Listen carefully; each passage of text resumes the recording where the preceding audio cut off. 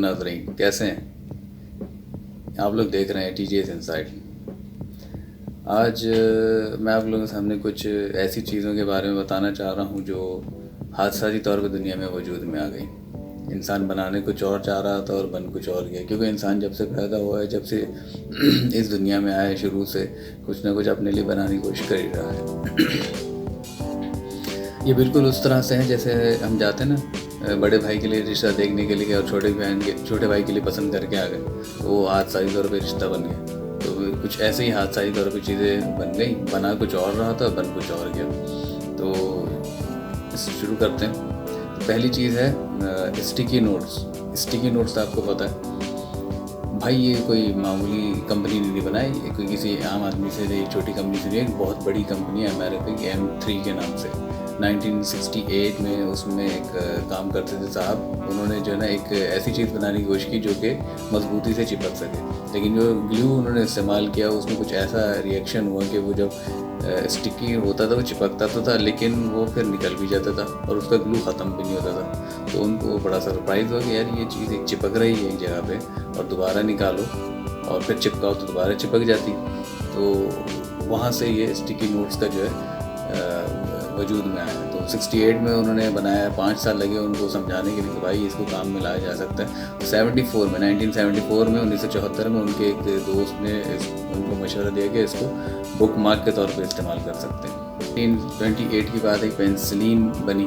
वो कैसे बनी कि वो अलेक्जेंडर फ्लेमिंग जो थे, जिनको सर का खिताब मिला था, वो एक ऐसी दवाई बनाना चाह रहे थे जो तमाम बीमारी के लिए काम आ सके।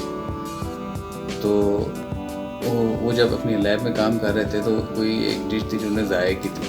तो उस डिश में कुछ ऐसी सड़न पैदा हुई कि वो आसपास के बैक्टीरिया को ख़त्म कर रही थी। तो अलेक्जेंडर फ्लेमिंग ने उस पर तो उसकी सड़न को बढ़ाया। जब सड़न बढ़ाया तो देखा कि वो बैक्टीरिया तो और मजबूत हो गया और उसने तमाम आसपास के बैक्टीरिया को ख़त्म कर दिया। तो इस तरह से वो एंटीबायोटिक वजूद में आई।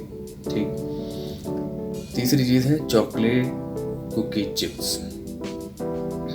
ये भी किसी ज़रूरी नहीं कि हर काम मर्द ही करे, औरतें भी करती हैं भाई वहाँ की।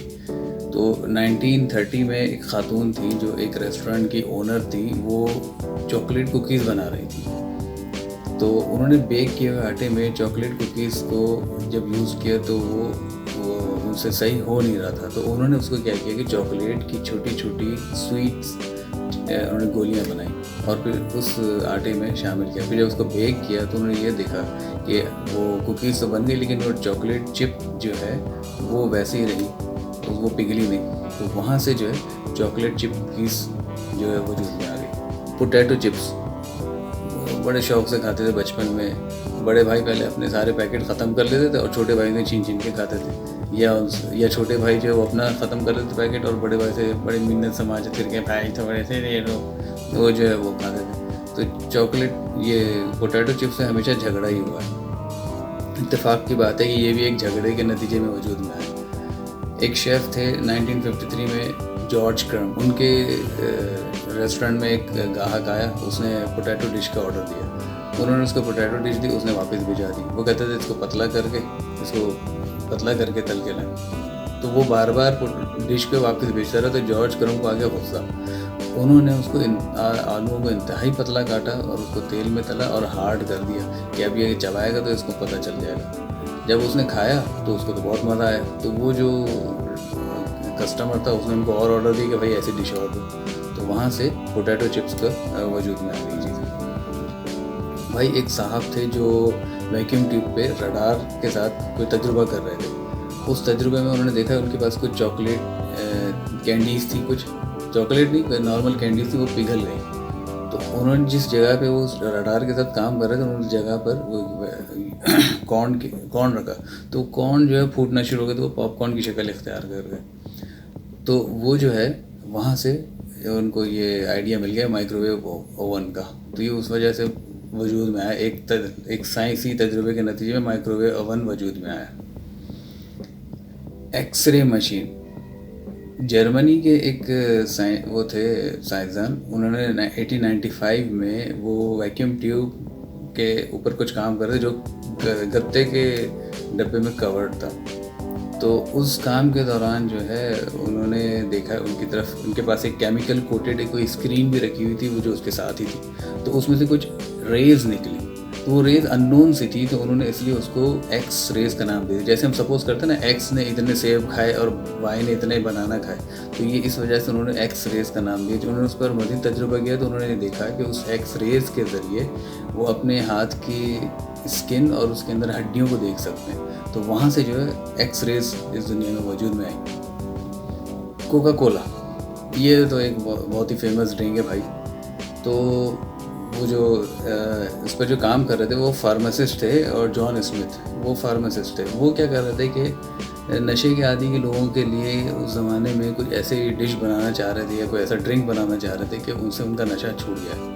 तो उन्होंने कोकीन, कैफीन और अल्कोहल को मिक्स करके जो है कोई